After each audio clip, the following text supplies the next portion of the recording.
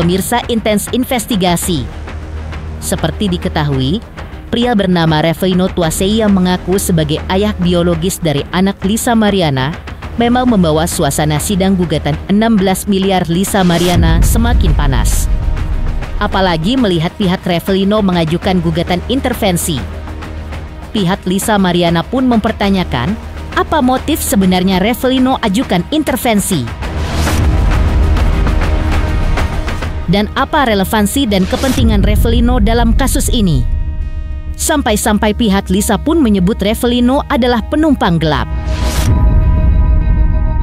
Dan hari ini, persidangan gugatan perdata 16 miliar yang diajukan Lisa kembali digelar di Pengadilan Negeri Bandung dengan agenda permohonan intervensi dari Revelino. Benarkah Revelino akan hadir dalam sidang? Mengingat kabarnya Revelino kini baru saja menghirup udara bebas. Lalu, bagaimana reaksi Revelino begitu dirinya kini telah terbebas dari penjara? Lalu seperti apa Revelino yang angkat bicara terkait klaim dirinya sebagai ayah biologis dari anak Lisa Mariana?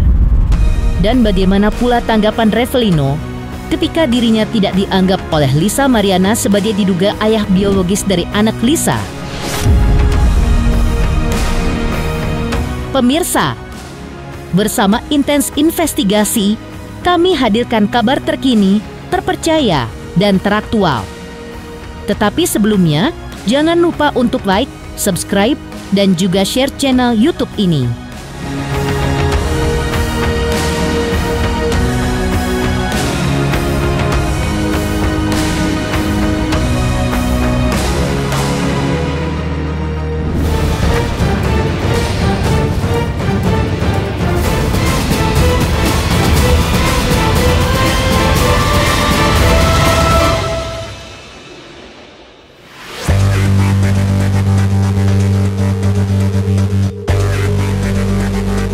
Polemik Lisa Mariana kembali membara.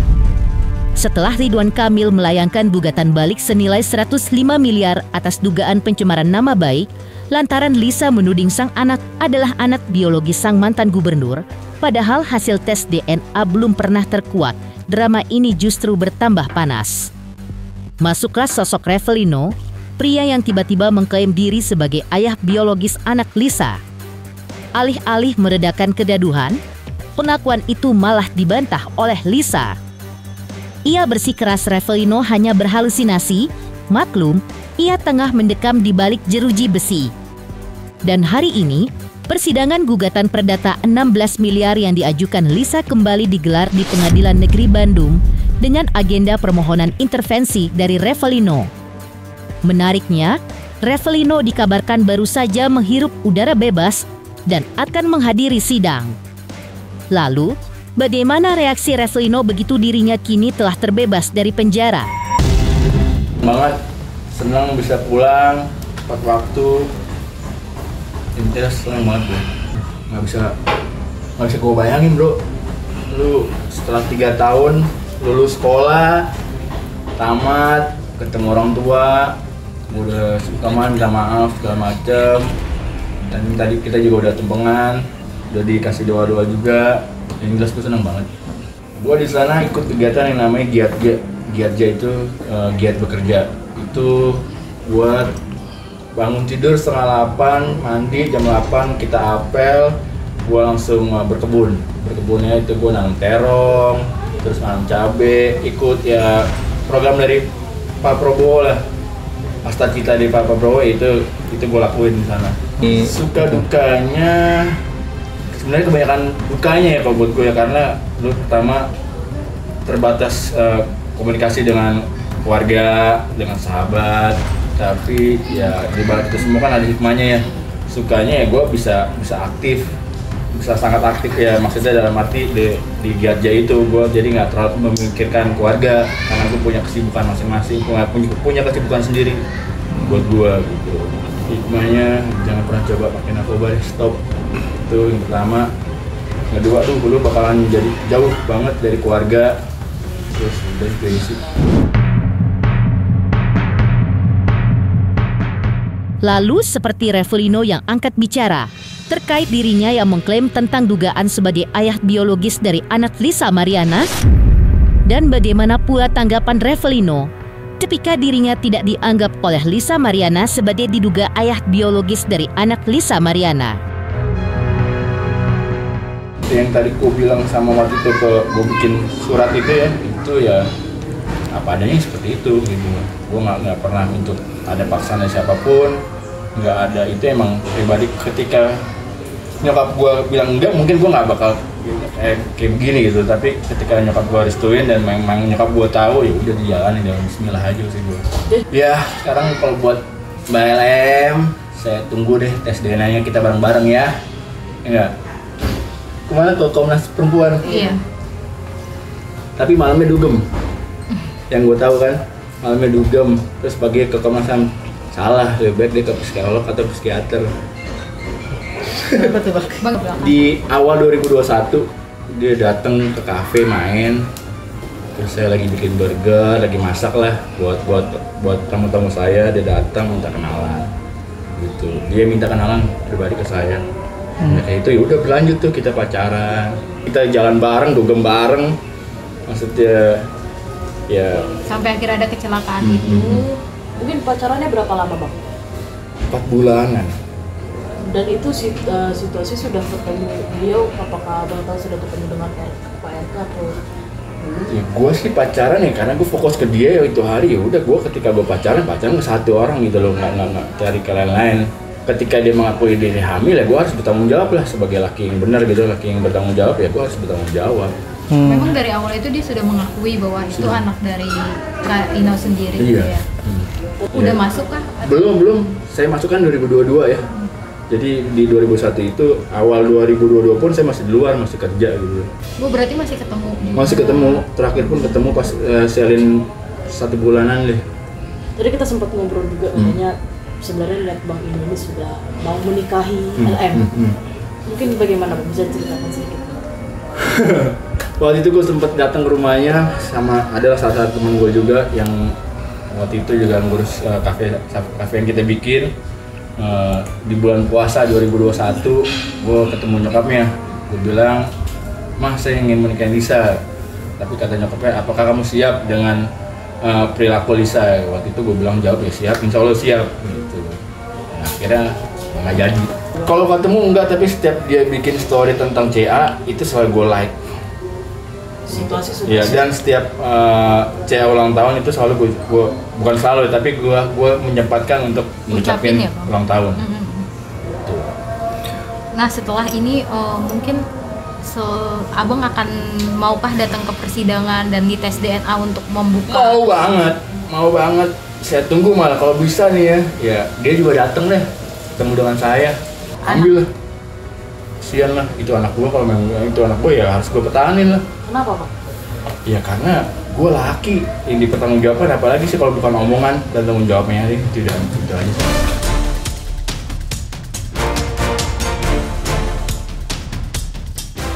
Dia gembor-gembor di jauh, gue juga pengen gembar-gembor ya. Ayo tes DNA bareng gitu loh. Kenapa mesti takut gitu? Kalau emang bener ya kita buktiin ya sekarang siapa yang benar siapa yang salah ya hanya tes DNA aja sih yang bisa ngebuktiin. Sekarang namanya anak pasti rindu lah. Ya kan, apalagi emang kalau dibilang awalnya dia bilang CA adalah anak gue ya gue pasti kangen banget gitu. Tapi pernah ketemu nggak Bang? Nggak pernah ketemu tapi selalu dia ngirim waktu itu di WA ya. Kasih by WA aja sih. Gitu. Insya Allah kalau memang udah ditakdirkan ketemu ya kenapa enggak gitu. Bakal gue ganti semua namanya sih, udah itu aja. Alasannya Bang? Ya karena gue nggak pengen lihat anak gue jejak digitalnya buruk atau apapun itu gue nggak pengen banget. Untuk hidup yang baru gitu ya Bang? Iya. Di tengah badai polemik yang membelit nama sang suami, Atalia justru tampil tenang dan penuh senyum. Dalam unggahan terbarunya di media sosial, istri Ridwan Kamil itu tampak semakin mesra bersama sang suami, seolah ingin menunjukkan bahwa keharmonisan rumah tangga mereka tetap tak tergoyahkan. Dalam video yang diunggah, Ridwan Kamil dan Atalia tampak menikmati waktu bersama keluarga dengan melakukan touring dan gathering. mulai dari naik motor berdua, botram santai, hingga bermain game kekompakan bersama keluarga terdekat. Lebih dari sekedar kebersamaan, unggahan itu juga dihiasi dengan keterangan yang mencuri perhatian. Atalia menuliskan, touring, hayu. Touring sambil getering, botram dan berendam, hayuk banget. Siapa yang hobi seseruan bareng tim kayak saya? Yuhu. Selamat hari Minggu. Jangan lupa healing Akang Teteh. Tulis Atalia dalam unggahan terbarunya.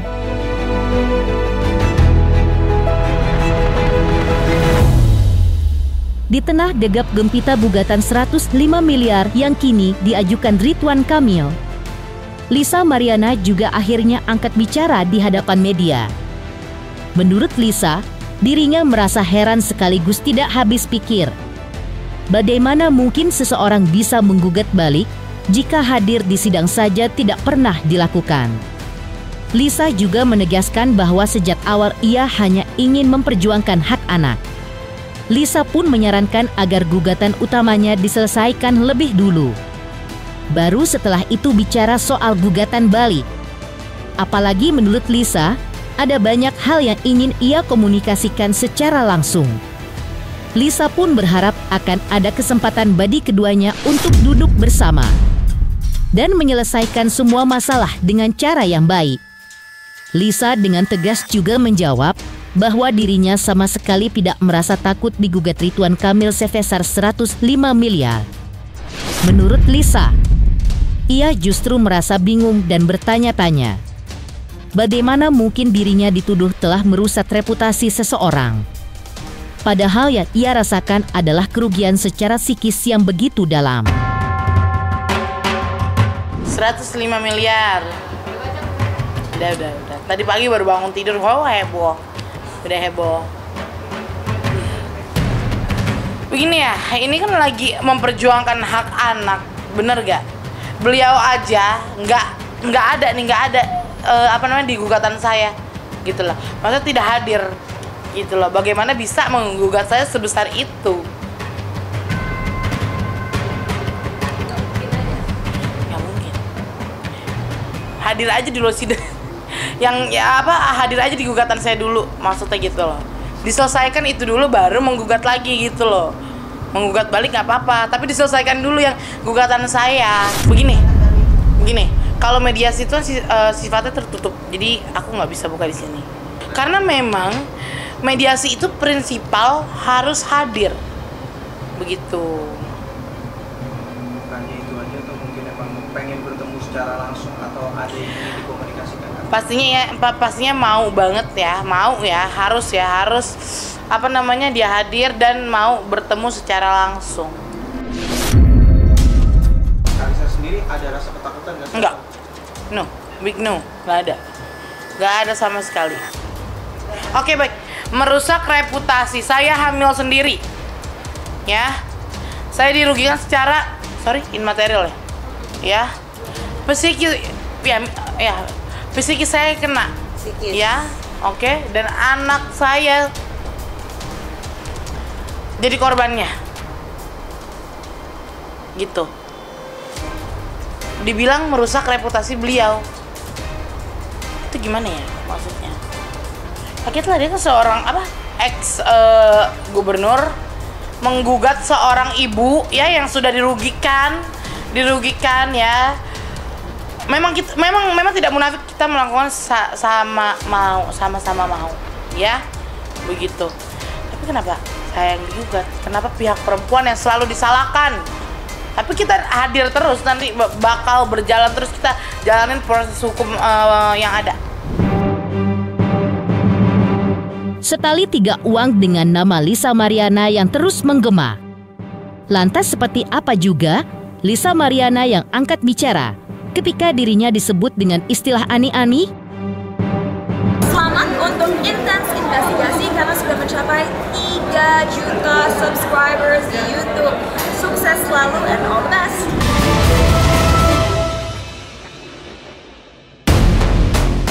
Belum lama ini publik kembali dibuat geger dengan pernyataan Lisa Mariana yang mencuat dari salah satu podcast yang sempat viral belum lama ini. Dalam video yang kini viral itu, Lisa sempat menyebut bahwa ani no, simpanan yes. Ditemui awak media kemarin, Lisa pun menjelaskan maksudnya. Menurutnya, sebutan ani adalah untuk perempuan panggilan, sedangkan simpanan berarti perempuan satu-satunya yang disimpan dan hidupnya dibiayai oleh seorang pria.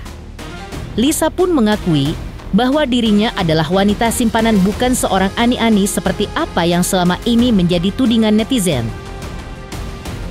Tak berhenti sampai di pengakuan sebagai wanita simpanan, Lisa Mariana juga kembali menguak kisah masa lalunya bersama Ridwan Kamil.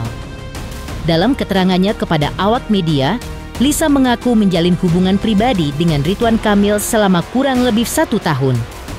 Namun, hubungan terlarang itu tak berlangsung mulus. Di tengah perjalanan, Lisa menyebut bahwa istri Ridwan Kamil, Atalia, akhirnya mengetahui segalanya, di mana diketahui lewat ponsel milik Ridwan Kamil. Hampir 1 tahun. Oh ya, waktu sama Pak RK itu emang sama dia aja, karena kan dia tipe kalian protek. Oke, saya maaf ya, dulu masa lalu saya ini brutal gitu loh. Saya mau sama cowok mana juga nggak akan bisa gitu, karena saya kemanapun itu selalu diikuti gitu loh. Tapi saya nggak tahu sama orang-orangnya dia. Terakhir kalau untuk Ibu Love, mohon maaf Ibu sebelumnya saya harus bicara. Kata bapak sih, ya kata beliau sih sudah tahu, karena saya pernah chatting beliau, katanya handphonenya letak di meja dan ibu tahu, ibu sudah mengetahui gitu. Kalau untuk ingat masa lampau 4 tahun lalu, aku lupa ya, itu mungkin di awal-awal kan masih sampai selin umur 3 tahun pun masih, tapi melalui ajudannya. Di tengah Lisa Mariana yang berkata jujur jika dirinya adalah wanita simpanan. Lantas, seperti apa juga kuasa hukum Lisa yang menyebut bahwa gugatan Ridwan Kamil 105 miliar adalah halu? Selamat untuk intens investigasi 3 juta subscriber, luar biasa sekali 3 juta. Ya pokoknya semakin sukses lah dan bisa menghadirkan sesuatu yang memang baik untuk diperlihatkan.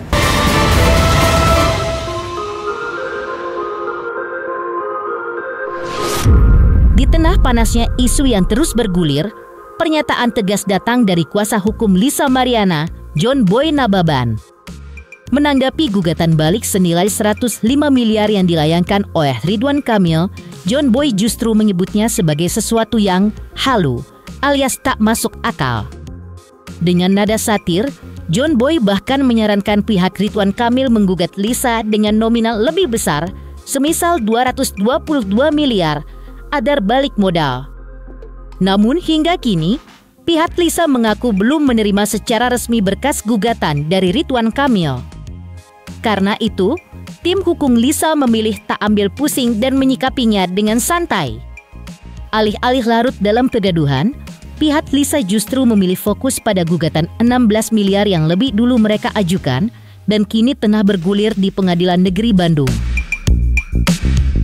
Kita baru tahu di media ya, masalah ada gugatan dari pihak RK yang 105 tersebut, karena sampai saat ini kita juga belum terima. Kita juga nggak ngerti nih kan gugatannya masih ada 100,5 ya, ada angka ganjil. Ya kalau kita bilang sih, so yang mereka bilang itu kan gugatan itu halu. Kenapa nggak sekalian? Seharusnya kan lebih banyak lagi gitu, 222 MK kan, lebih banyak bisa balik modal jadinya kan. Kalau itu sih belum begitu kita pelajarin, karena gugatannya juga belum kita terima. Nanti ya kalau sudah ada resmi panggilan buat gugatan tersebut, ya gugatannya udah kita terima, ya mungkin bisa kita update lagi. Jadi masih santai aja sih. gitu, masih terfokus dengan yang sudah berjalan sekarang. Pemirsa Intens Investigasi, jangan lupa saksikan terus Intens Investigasi. Dan pastikan jangan lupa untuk like, subscribe, share, dan juga komen. Dan terima kasih untuk kesetiaan pemirsa atas pencapaian 3 juta subscribers di channel Intens Investigasi.